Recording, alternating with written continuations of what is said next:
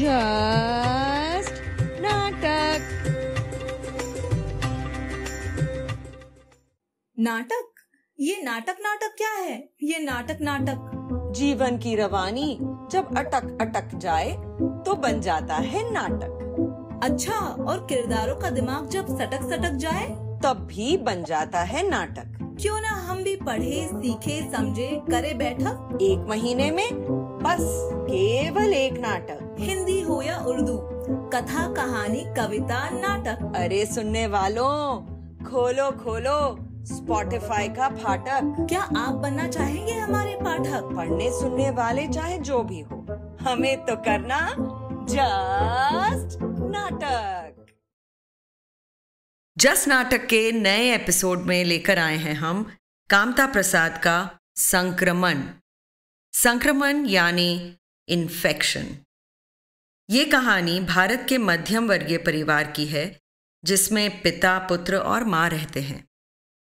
बूढ़ा बाप, बूढ़ी माँ और जवान बेटे की नज़रियों से एक ही परिस्थिति कैसी दिखाई पड़ती है, इसी को प्रस्तुत कर रहे हैं संक्रमण में।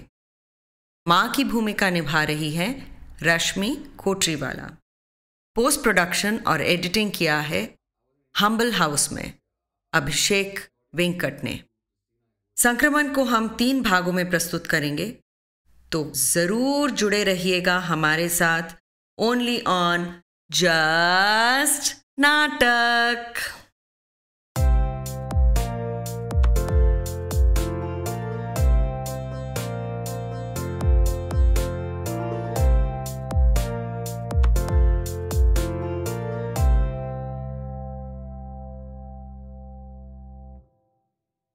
आज इनको मरे पूरे 6 महीने हो गए।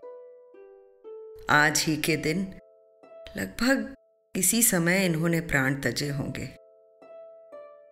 अच्छे भले स्ट्रेचर पर लिटाकर ऑपरेशन करने ले गए इनको और लाश बाहर निकाली। डॉक्टरों का कहना था कि हार्ट फेल हो गया, पहले से ही खराबी थी, इसलिए ऐसा हुआ। अब भगवान जाने हार्ट फेल हुआ कि कोई कह रहा था बेहोशी की दवा ही ज्यादा दे दी, जिससे होश ही ना आया। पिंटू तो डॉक्टरों को मारने पर उतारू था, किसी तरह मान ही नहीं रहा था। उसका कहना भी ठीक ही था कि हार्ट पहले से चेक क्यों नहीं कर लिया। हार्ट कमजोर था तो ऑपरेशन के लिए ले क्यों गए? पहले हार्ट का इलाज हो जाता, नहीं तो ना होता ऑपरेशन है। उठ बैठ ना पाते, यही तो होता। जिंदा तो रहते। सब ने उसको पकड़ लिया, नहीं तो मारे बिना ना छोड़ता वो डॉक्टर को। फंड से कि कहां से पैसा निकाल कर फीस भरी बेचारे ने। पूरे 10,000 निकाल कर धरा लिए, तब ऑपरेशन थिएटर में ले गए उनको। डॉक्टर क्या जल्लाद हैं सब। मुझे तो लाश देखते ही बेहोशी का दौरा पड़ गया था। पता नहीं कितने छींटे पानी के मारे लोगों ने। कोई इंजेक्शन भी दिया गया शायद, तब कहीं जाकर होश आया। आंख खुली तो देखा सब लोग पिंटू को पकड़े खड़े समझा रहे हैं कि जिसको जाना था वो तो चला गया, अब फौजदारी से क्या फायदा। मौत पर किसी का बस आज तक चला है कि आज ही चलेगा। जिसकी मिट्टी जहां लिखी होती है, मौत उसको वहीं घसीट ले जाती है। इनकी मिट्टी अस्पताल में ही लिखी थी। कहावत है ना, हिले रोजी बहाने मौत। नहीं तो न व मरा विज्ञापन देखते टीवी पर और ना स्टूल लेकर बाथरूम में टंकी ठीक करने जाते। जहां इतने दिनों से बह रही थी, कुछ दिन और बह लेती। लेकिन मेरे भाग्य में तो रंडापा भोगना लिखा था।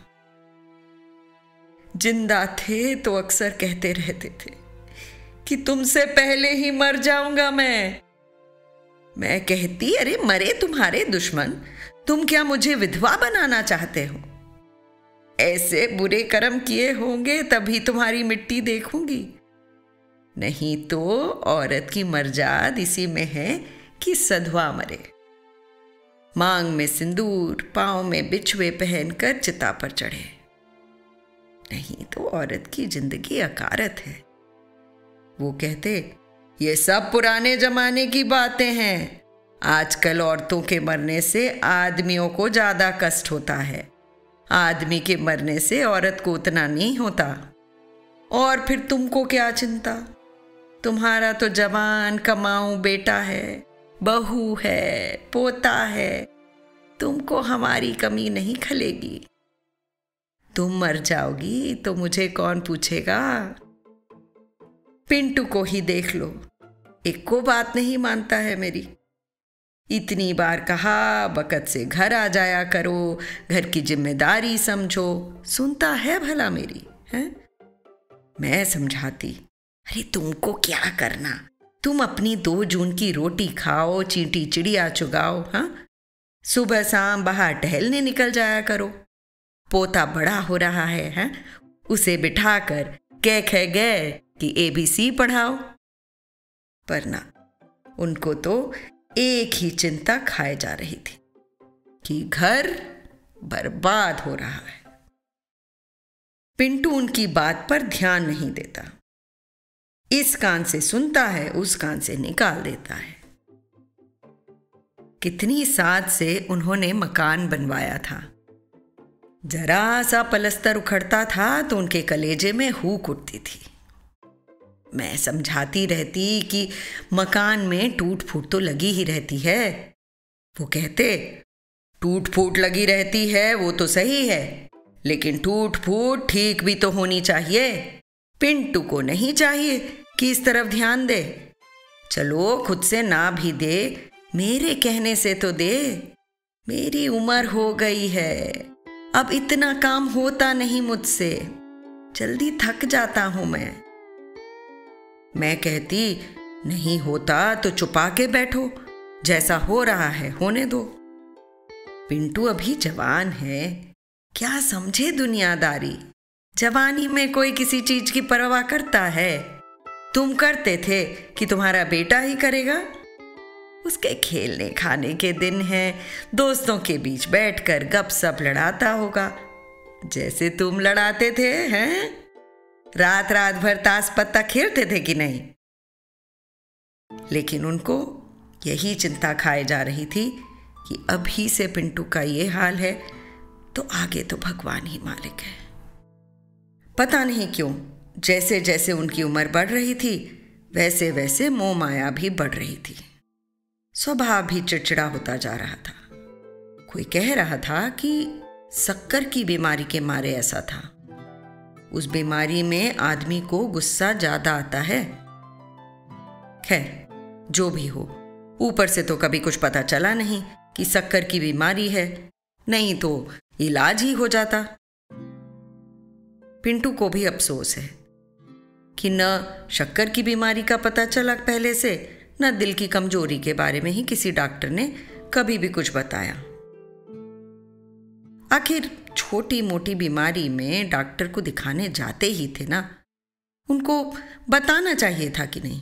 हाँ, बताना चाहिए था ना। पहले से पता चलता तो जमकर इलाज हो जाता। मुझको तो लगता है कि महंगाई खा गई उनको। हड्डी टूटना तो बहाना था सिर्फ, नहीं तो 65-66 की कोई उम्र होती है आजकल। रिटायर हुए थे तो कितने खुश थे। उफ। दफ्तर की विदाई पार्टी में यारों दोस्तों ने ढेर सारे प्रेजेंट दिए थे। रिक्शे पर लदे फदे घर लौटे तो बोले, चलो भाई हो गई नौकरी, अब कुछ आराम करूंगा जिंदगी में। कितने लोग तो घर तक पहुंचाने आए थे। सभी लोग कह रहे थे कि आजकल किसी को रिटायरमेंट पर इतने प्रेजेंट नहीं मिलते जितने इनको मिले थे। दूसरे ही दिन बाजार जाकर 1 किलो बादाम लाए और गांधी आश्रम वाली शहद की शीशी। मुझसे बोले, लो रोज शाम को 4-6 बादाम भिगो दिया करना। सुबह घिसकर शहद के साथ खाऊंगा। मौसमी फल तो हर वक्त घर में बने ही रहते थे। हफ्ते में 2 बार खुद जाकर गोश्त ले आते। मुझसे कहते, खूब गलाकर पकाना, मसाला कम डालना, मसाला नुकसान करता है। मैं बना कर देती तो शौक से बैठकर खाते। कहते, जवानी तो झींकते बीती, बुढ़ापे में आराम करूंगा अब। भगवान की दुआ से इतनी पेंशन मिल जाती है कि किसी बात की कमी नहीं पड़ेगी। पिंटू एक आध बार ना भी दे पैसा घर में तो भी राम जी की कृपा से कमी ना होगी। लेकिन कमी होने लगी। धीरे धीरे चीजों के दाम द्योढ़े दूने तिगुने हो गए। घर का खर्च जो 5,000 में चल जाता था, अब 10,000 भी कम पड़ने लगे। एक एक कर खर्चे कम किए जाने लगे। पहले बादाम बंद हुए, फिर गोश्त तो फल। सुबह जहां दही जलेबी ब्रेड मक्खन और अंडे का नाश्ता होता था, वहां नमकीन पूरी बनने लगी।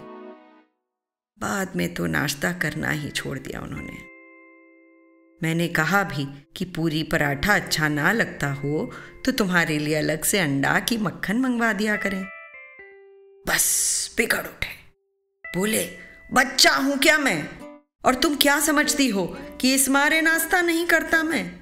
अरे इस बूढ़े शरीर को अब और क्या चाहिए? कुछ भी खा लूं मैं, इस शरीर में अब कुछ लगने वाला नहीं बल्कि नुकसान ही करेगा। इसलिए कहते हैं कि बुढ़ापे में जितना कम खाए उतना ही ठीक। कपड़ों के बारे में भी मैंने कहा कि ना हो तो खद्दर भंडार से ही 2-4 कुर्ते पाजामे ले आओ अपने लिए। अच्छा लगता है क्या कि तहमत पहने बाहर बैठे रहते हो? अब इतना भी टोटा नहीं है पैसों का कि नंगे उघाड़े बैठे रहो। मेरी बात सुनकर एक क्षण चुप रहे, तब बोले, अब इस तन को और क्या चाहिए? कफन चाहिए, सो कोई ना कोई डाल ही देगा। मैंने कहा, कैसी अशुभ बात मुंह से निकालते हो? तो बोले, मैं अब और ज्यादा जीऊंगा नहीं, ज्यादा से ज्यादा 4-6 महीने या 1 साल। सो वो तो चले गए, मगर इधर पिंटू को पता नहीं क्या होता जा रहा है। उनके मरते ही जैसे उसके चेहरे की रौनक ही खत्म हो गई हो। जब देखो तब गुमसुम बना बैठा रहता है। दफ्तर से सीधे घर आ जाएगा, कमरे में कुर्सी पर बैठा अखबार की कोई किताब लिए पढ़ता रहेगा। कितनी बार मैंने कहा कि शाम को घूम फिर आया करो, कहीं दोस्तों के यहाँ चले जाया करो, लेकिन क्या मजाल कि दफ्तर के अलावा कहीं चला जाए ना। हाँ, दूसरे तीसरे दिन थैला लटकाकर सब्जी लेने जरूर चला जाता है, या फिर सुबह सुबह दूध लेने चला जाता है। पहले घोसी घर पर दे जाता था, उसे मना कर दिया। कहने लगा इसमें पानी मिला होता है। भाई बात सही भी थी। अब दूध दूध लगता है, 1 अंगुल मोटी मलाई पड़ती है। नहीं तो पहले मलाई के नाम पर झाग भले ही निकाल लो, चम्मच 2 चम्मच। मलाई तो आंख आंजने भर को भी नहीं निकलती थी। हाँ, मिल का पिसा आटा भी लेना बंद कर दिया है। महीने 2 महीने पर बाजार से गेहूं ले आता है, मैं बीन बछोड़ देती हूँ। पहली बार उसने देखा तो बहू पर बिगड़ने लगा। बड़ी चौधराइन बनी बैठी हो और मम्मी गेहूं बीन रही है। बहू बेचारी तुरंत भाग कर आई, लेकिन मैंने ही मना कर दिया। अरे इसी बहाने थोड़ा हाथ पांव चला लिया करूंगी, नहीं तो गठिया ने तो पकड़ ही रखा है।